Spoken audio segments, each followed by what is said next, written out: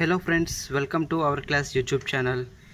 ఈరోజు మనం linear equations in one variable చాప్టర్లో ఎక్సెస్ 2.2లో రిమైనింగ్ సమ్స్ చూద్దాం. 13th sum. There are 180 multiple choice questions in a test. A candidate gets 4 marks for every correct answer and for every unattempted or wrongly answered questions 1 mark is deducted from the total score of correct answers. If a candidate score is 450 marks in the test, how many questions did he answer correctly? అంటే ఒక టెస్ట్లో 180 multiple choice questions ఉన్నాయి. ఒక క్యాండిడేట్కి ఏ క్యాండిడేట్కి correct ఆన్సర్స్కి 4 marks ఇస్తారు. Wrongly answered or unattempted, attempt చేయకపోయినా రాంగ్ ఆన్సర్ చేసిన 1 mark is deducted, 1 mark minus ఉంటుంది. అయితే ఒక క్యాండిడేట్ స్కోర్ 450 మార్క్స్ అయింది ఆ టెస్ట్లో. అయితే అతను ఎన్ని క్వశ్చన్స్ కరెక్ట్గా పెట్టాడు అని క్వశ్చన్ ఉంది ఇక్కడ. దీనికి మనం ఇప్పుడు ఆన్సర్ చేద్దాం.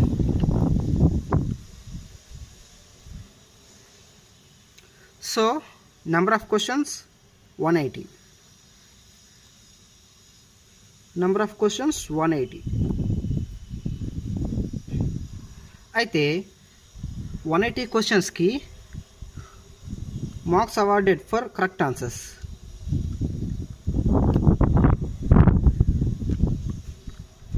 Marks awarded for correct answers 4 marks. I mean +4, ఎందుకంటే 4 మార్క్స్ మనకి ప్లస్ అవుతుంది. Marks deducted for every wrong answer. Marks deducted for wrong answer ఏమిటి? -1, అంటే 1 మార్క్ మైనస్ అవుతుంది. అయితే ఒక క్యాండిడేట్కి 450 మార్క్స్ వచ్చాయి. అయితే ఆ పర్సన్ కరెక్ట్గా పెట్టిన క్వశ్చన్స్ ఎన్ని అని అడిగారు. సో సాల్వ్ చేస్తున్నాం ఇప్పుడు. సో కరెక్ట్గా పెట్టిన క్వశ్చన్స్, కరెక్ట్ ఆన్సర్స్ x అనుకుందాం. సో టోటల్ క్వశ్చన్స్లోంచి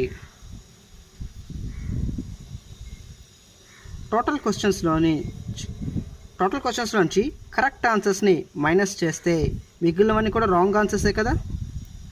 టోటల్ క్వశ్చన్స్లోంచి కరెక్ట్ ఆన్సర్స్ని మైనస్ చేస్తే రిమైనింగ్ అన్నీ కూడా రాంగ్ ఆన్సర్స్ వస్తుంది. సో టోటల్ క్వశ్చన్స్ 180లోంచి కరెక్ట్ ఆన్సర్స్ ఎక్స్ని సబ్ట్రాక్ట్ చేస్తే మిగిలినవన్నీ కూడాను wrong answers. So correct answers x మనం ఆల్రెడీ అనుకున్నాం, రాంగ్ ఆన్సర్స్ కూడా మనకు తెలిసిపోయింది. సో రిమైనింగ్ పార్ట్ మనం చేద్దాం. కరెక్ట్ ఆన్సర్స్ మనం ఎక్స్ పెట్టాడు అనుకున్నాం. So candidate X correct answers పెడితే వాటికి ఎన్ని మార్క్స్ ఇస్తారు? 4 మార్క్స్ ఇస్తారు. అలాగే ఆ పర్సన్ రాంగ్ ఆన్సర్స్ ఎన్ని పెట్టారు? 180 మైనస్ ఎక్స్ అని అనుకున్నాం. దానికి ఎన్ని మార్క్స్ ఇస్తారు? -1 ఇస్తారని కూడా మనం అనుకున్నాం. అయితే కరెక్ట్ ఆన్సర్స్ రాంగ్ ఆన్సర్స్ మొత్తం అవగా ఎన్ని మార్క్స్ వచ్చాయి అతనికి? 450. కరెక్ట్ ఆన్సర్స్ రాంగ్ ఆన్సర్స్ మొత్తం కలిపి 450 మార్క్స్ వచ్చాయి అతనికి. సో కరెక్ట్ ఆన్సర్స్ +4 అవుతుంది, రాంగ్ ఆన్సర్స్ -1 అవుతుంది. అలాగా ఆయనకి ఆ క్యాండిడేట్కి 450 మార్క్స్ వచ్చాయి. అయితే కరెక్ట్ ఆన్సర్స్ ఎన్నో మనం కనుక్కోవాలి, అంటే ఎక్స్ వాల్యూ మనం కనుక్కోవాలి. So 4 × x 4x, -1 × 180 -180, -1 × -x minus of minus plus, I mean minus into minus plus 1x jar x is equal to 450. 4x plus x 5x minus 180 is equal to 450. -180 LHSని చార్జెస్కి పంపిస్తే +180 అవుతుంది. So 5x equal to 450 + 180. 450 + 180 ఏమవుతుంది? 5x equal to 630. 5 LHS ఎక్స్ని multiply చేస్తుంది, ఆర్హెచ్ఎస్కి వెళ్తే divide చేస్తుంది. x equal to 630/5. 5 1 jar 5, ఇక్కడ 1 ఉంది. 1 3 13, 5 2 jar 10, ఇక్కడ 3 రిమైనింగ్, 3 0 30, 5 6 jar 30. సరే నార్మల్గా ఒకసారి ట్రై చేసి చూద్దాం. 5 1 jar 5, 1 3 13, 5 2 jar 10, 3 0 30, 0 దించుకున్నాం. 5 6 jar 30, 0. సో కరెక్ట్గా పెట్టిన ఆన్సర్స్ ఎన్ని వచ్చాయి? 126. Correct answers 126. సో క్యాండిడేట్ పెట్టిన correct answers 126. Next 14th sum. A sum of 500 is in the form of denomination of 5 rupees and 10 rupees. If the total number of notes is 90, find the number of notes of each denomination. 500 rupees ఉంది. ఆ 500 rupees యొక్క denominations అంటే ఎలా ఉన్నాయంటే 5 rupees గాను 10 rupee notes గాను ఉన్నాయి. So 5 rupee currency note and 10 rupee currency notes మాత్రమే ఉన్నాయి. వాటితోనే 500 రూపీస్ అయ్యాయి. అయితే టోటల్గా 5 rupee notes and 10 rupee notes రెండు కూడా కలిపి మొత్తం 90 నోట్స్ ఉన్నాయి. కరెన్సీ నోట్స్ ఎన్ని ఉన్నాయి? 90 ఉన్నాయి. సో ఇందులో find the number of notes of each denomination అంటే 5 రూపీ నోట్స్ ఎన్ని ఉన్నాయి, 10 రూపీ నోట్స్ ఎన్ని ఉన్నాయి అని అడుగుతున్నారు. సో సాల్వ్ చేద్దాం.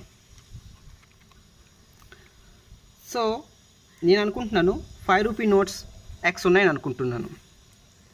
5 రూపీ నోట్స్ ఎన్ని ఉన్నాయి అనుకుంటున్నాను? ఎక్స్ ఉన్నాయి అనుకుంటున్నాను. So 5 rupee notes currency notes అలాగే 10 రూపీ కరెన్సీ నోట్స్ కలిపితే మొత్తం ఎన్ని ఉండాలి? 90 కరెన్సీ నోట్స్ ఉండాలి. సో 5 రూపీస్ నోట్స్ అలాగే 10 రూపీ నోట్స్ కూడా కలిపి 90 ఉండాలి. సో 5 రూపీ నోట్స్ నేను ఎక్స్ అనుకున్నాను కాబట్టి 10 రూపీ నోట్స్ ఎన్ని అవుతాయి? Plus X. ఎల్హెచ్ఎస్ నుంచి ఆర్హెచ్ఎస్కి వెళ్తే మైనస్ అవుతుంది. So 90 minus x. So 10 rupee notes ఎన్నట్టు 90 minus x. So 10 rupee notes 90 minus x ఉన్నాయి. సో నంబర్ ఆఫ్ నోట్స్ అంటే 5 రూపీస్కి అయితే ఎక్స్, 10 రూపీస్కి అయితే 90 మైనస్ ఎక్స్ అనుకున్నాం. అయితే నా దగ్గర 5 రూపీ నోట్స్ 10 ఉన్నాయి అనుకోండి, మొత్తం వాల్యూ ఎంత అవుతుంది? 5 10 50 అవుతుంది కదా. అలాగే 5 రూపీ నోట్స్ నా దగ్గర ఎన్ని ఉన్నాయి? ఎక్స్ ఉన్నాయి. సో వాల్యూ ఏమవుతుంది? 5x అవుతుంది. అలాగే 10 రూపీ నోట్స్ ఎన్ని ఉన్నాయి? 90 మైనస్ ఎక్స్ ఉన్నాయి కాబట్టి 10 ఇంటూ 90 మైనస్ ఎక్స్ అవుతుంది. సో ఈ 5 రూపీ నోట్స్ యొక్క వాల్యూ, 10 రూపీ నోట్స్ యొక్క వాల్యూ మొత్తం ఎంతని ఇచ్చారు మనకి? 500 రూపీస్ అని ఇచ్చారు. సమ్లో ఆల్రెడీ 500 రూపీస్ అని ఇచ్చారు. సో ఇప్పుడు మనం క్యాలిక్యులేట్ చేద్దాం. 5 into X 5x plus 10 into 90 900, 10 into minus X minus 10x is equal to 500. So 5x minus 10x, 5x నుంచి మనం 10xని మైనస్ చేయలేం, బట్ 10 నుంచి 5 మైనస్ చేయగలం 5x. కానీ గ్రేటర్ వాల్యూ ముందు ప్లస్ ఉందా మైనస్ ఉందా? గ్రేటర్ వాల్యూ ముందు మైనస్ ఉంది కాబట్టి మైనస్ వేద్దాం. Plus 900 is equal to 500. ఎందుకు అంటే నెగిటివ్ వాల్యూ ఎక్కువ ఉంది, పాజిటివ్ వాల్యూ తక్కువ ఉంది. సో ఆటోమేటిక్గా ఇక్కడ కూడా నెగిటివ్ వాల్యూ వస్తుంది. సో నెగిటివ్ వాల్యూనే వస్తుంది. సో ఈ మైనస్ 5xని ఎల్హెచ్ఎస్ నుంచి ఆర్హెచ్ఎస్కి పంపిద్దాం. ప్లస్ 500 ఆర్హెచ్ఎస్ నుంచి ఎల్హెచ్ఎస్కి పంపిద్దాం. సో 500ని ఆర్హెచ్ఎస్ నుంచి ఎల్హెచ్ఎస్కి పంపిస్తే 900 మైనస్ 500 ఈజ్ ఈక్వల్ టు ఇక్కడ ఎల్హెచ్ఎస్లో ఉన్న మైనస్ 5xని ఆర్హెచ్ఎస్కి పంపిస్తే plus 5x. So 900 minus 500 400 is equal to 5x.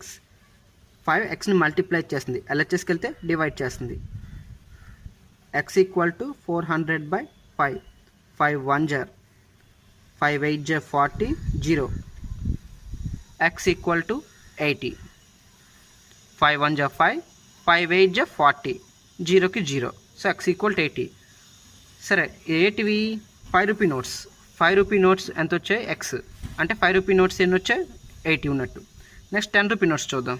10 rupee notes ఎన్ని ఉన్నట్టు? 10 rupee notes already 90 minus X అని అన్నాం. సో 90 మైనస్ ఎక్స్ అంటే 80, అంటే 90 మైనస్ 80 10. సో 5 రూపీ నోట్స్ ఎన్ని ఉన్నట్టు? 80 ఉన్నట్టు. అలాగే 10 రూపీ నోట్స్ ఎన్ని ఉన్నట్టు? 10 ఉన్నట్టు. కాన్ చెక్ చేయండి. 85 జా 400, 10 10 జా 100, 400 ప్లస్ 100 500 సరిపోయింది. Next 15th sum. A person spent 564 rupees in buying geese and ducks. If each goose cost 7 rupees and each duck cost 3 rupees, and if the total number of birds bought was 108, how many of each type did he buy? ఒక person 564 rupees పెట్టి గీస్ అంటే Schwann ఫ్యామిలీకి చెందిన birds అనమాట, అంటే హంసలకి చెందిన birds అనమాట. ఆ బర్డ్స్ అలాగే డక్స్ కొనుక్కున్నారనమాట. సో 7 రూపీస్కి గూస్ వస్తుంది, ఆ బర్డ్ వస్తుంది. అలాగే డక్ 3 రూపీస్కి ఒకటి వస్తుంది. అయితే టోటల్ నెంబర్ ఆఫ్ బర్డ్స్ 108. అతను మొత్తం 108 బర్డ్స్ కొన్నారు. అయితే ఏ రకం ఎన్ని కొన్నారు అని అంటున్నారు. 564 రూపీస్ పెట్టి అతను 108 బర్డ్స్ కొన్నారు. Goose cost 7 rupees, duck cost 3 rupees అనమాట. అయితే ఈ గీస్ ఎన్ని కొన్నారు, డక్స్ ఎన్ని కొన్నారు అని అడుగుతున్నారు. సో మనం దాన్ని ఇప్పుడు సాల్వ్ చేద్దాం. సో గూస్ కాస్ట్ ఎంత, 7 రూపీస్. అలాగే డక్ కాస్ట్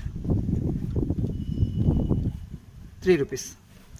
సో మనం number of goose, number of birds, number of geese ఎన్ని ఉన్నాయి అనుకుందాం. అతను కొన్నవి ఎక్స్ అనుకుందాం. సో మొత్తం 108 బర్డ్స్ కదా గీస్, అలాగే డక్స్ రెండు కలిపి 108 ఉన్నాయి అన్నారు. సో గీస్ నేను ఎక్స్ అనుకుంటున్నాను. మరి డక్స్ ఎన్ని ఉన్నట్టు, ఈ ప్లస్ ఎక్స్ ఎల్హెచ్ఎస్ నుంచి ఆర్హెచ్ఎస్కి పంపిద్దాం. పంపిస్తే డక్స్ యొక్క నెంబర్ వస్తుంది 108 minus x. So number of geese x అయితే నెంబర్ ఆఫ్ డక్స్ ఏమొచ్చింది, 108 మైనస్ ఎక్స్ వచ్చింది. So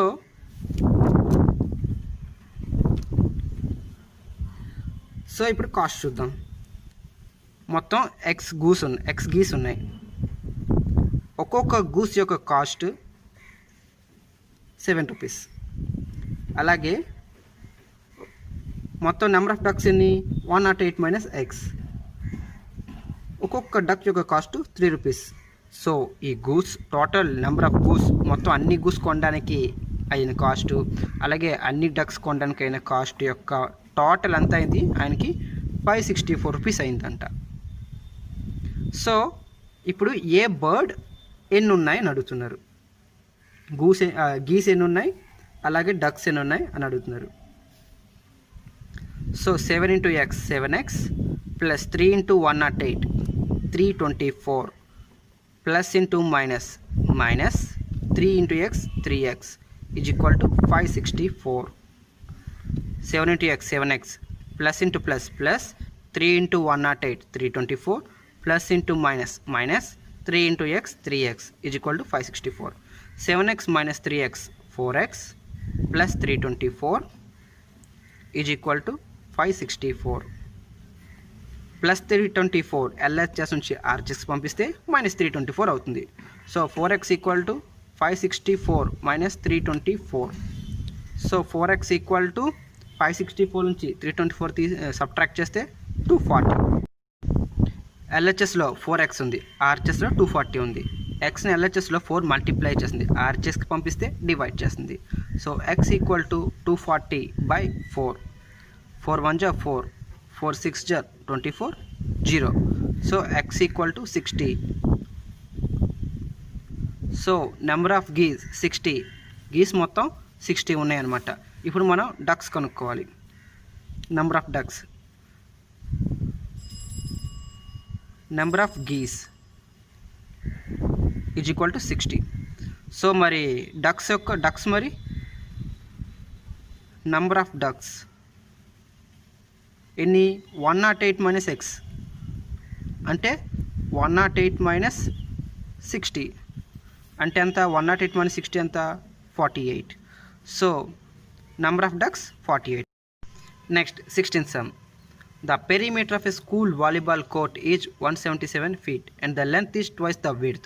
What are the dimensions of the volleyball court? So ఒక school volleyball court perimeter 177 feet ఉంది. అలాగే లెంత్ ఏమో విడ్త్కి ట్వైస్ అన్నారు. అయితే ఆ వాలీబాల్ కోర్ట్ యొక్క డైమెన్షన్స్ ఏంటి అన్నారు. సో చూద్దాం. సో ఒక volleyball court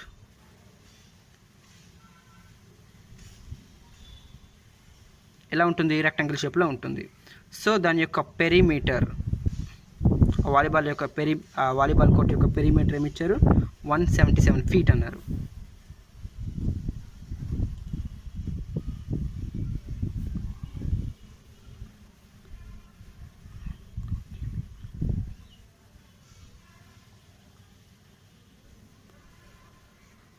so volleyball court ఎంత 177 feet perimeter.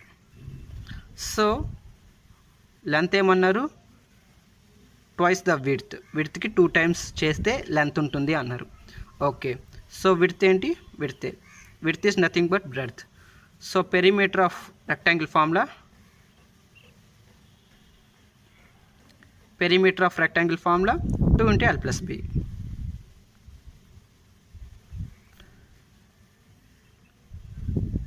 L + B. So ఇక్కడ పెరిమీటర్ 177 feet, ఇక్కడ పెరిమీటర్ 2 × L + B. ఈ రెండింటిని ఈక్వల్ చేద్దాం. 2 × L + B is equal to 177 feet. So 2 + 2 L + ఏమిచ్చారు 2W. Breadth అంటే విడ్తే, ఏమిచ్చారు విడ్త్, మొత్తం 177. So 2 × 2 width + width 3 width.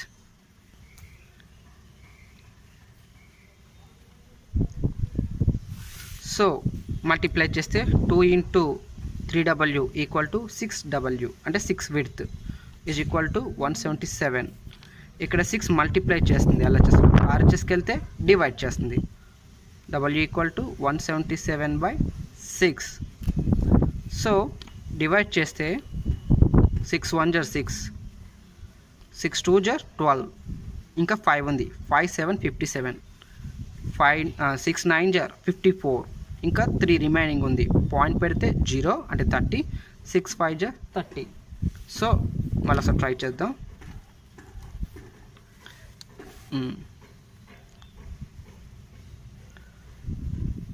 6 × 2 = 12, 57, 6 × 9 = 54, point పెట్టాం 0, 6 × 5 = 30. So మనకి W తెలిసింది, అంటే విడ్త్ తెలిసింది ఎంత 29.5 feet. ఇప్పుడు మనకి లెంత్ తెలియాలి. లెంత్ అంటే ఏంటి, 2 times of width, twice the width, అంటే 2 × 29.5 feet అంటే ఎంత 59 feet. Next 17th sum. The sum of the page numbers on the facing pages of a book is 373. What are the page numbers? So ఒక book open చేస్తే పక్కన ఉన్న pages, facing pages of A book అంటే పక్కన ఉన్న pages numbers యొక్క some ఏమన్నారు 373 అన్నారు. అయితే ఆ 2 పేజెస్ ఏంటి అన్నారు. సో ఆ 2 పేజెస్ ఎలా ఉంటాయి, ఇప్పుడు 10 అనుకోండి, నెక్స్ట్ పేజ్ 11 అవుతుంది, 11 అనుకోండి 12 అవుతుంది, 12 అనుకోండి 13 అవుతుంది. సో పక్కన ఉన్న పేజెస్ ఏమవుతాయి, ఒకదానికన్నా ఒకటి ఎక్కువ ఉంటుంది. సో నేను ఫస్ట్ పేజ్ని X అనుకుంటున్నాను, సారీ 1 పేజ్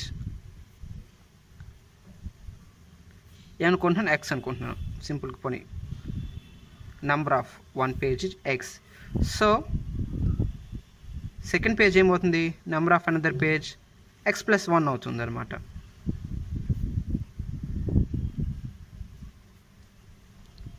సో పక్క పేజ్ ఎలా ఉంటుంది, ఆ పేజ్ కన్నా నెక్స్ట్ పేజ్ ఒక నెంబర్ ఎక్కువ ఉంటుంది. సో ఫస్ట్ పేజ్ యొక్క నెంబర్ X అనుకుంటే సెకండ్ పేజ్ యొక్క నెంబరు X + 1 అవుతుంది. సో ఆ రెండింటి యొక్క టోటల్ ఏమన్నారు 373 అన్నారు. సో ఆ రెండింటి యొక్క టోటల్ 373. సో ఆ 2 పేజెస్ నెంబర్స్, ఆ 2 పేజెస్ యొక్క నెంబర్ మనం కనుక్కోవాలి numbers. So X + X 2X + 1 = 373. LHSలో +1, RHSకి వెళ్తే -1 అవుతుంది. So 2X = 373 - 1. సో 2X = 373 - 1 ఏమవుతుంది 372 అవుతుంది. LHSలో 2 మల్టిప్లై చేస్తుంది, RHSకి వెళ్తే డివైడ్ చేస్తుంది. సో 372/2, 2 × 1 = 2, 2 × 1 = 2, 1 × 7 = 17, 2 × 8 = 16, 1 × 2 = 12, 2 × 6 = 12. సో ఇంకోసారి డివైడ్ చేస్తాను చూడండి. 2 × 1 = 2, 2 × 8 = 16, 2 × 6 = 12. సో ఒక పేజ్ మనకు వచ్చేసింది, ఒక పేజ్ నెంబర్ మనకు వచ్చింది. సెకండ్ పేజ్ నెంబర్ ఏమవుతుంది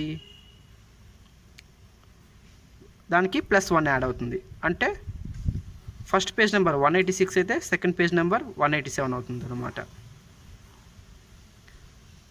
నా వీడియో క్లాస్ మీకు నచ్చినట్లయితే లైక్ చేయండి, సబ్స్క్రైబ్ చేయండి, కామెంట్ చేయండి అండ్ షేర్ చేయండి.